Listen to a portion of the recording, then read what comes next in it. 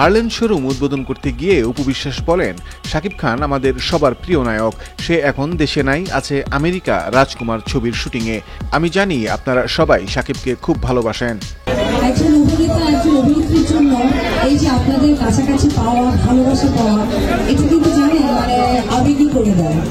কারণ আমি যতটুকু মনে করি যে একটু দূরে গেলে এফডিসি, সেখানে কিন্তু চাইলে আপনারা নায়ক নায়িকা সকলকে কাছে থেকে পান। অপু আরো বলেন, আপনারা যেমন শাকিবকে ভালোবাসেন তেমনি আমাকেও ভালোবাসেন। আপনাদের আজকের এই উপস্থিতি বলে দেয় আমার প্রতি আপনাদের ভালোবাসা।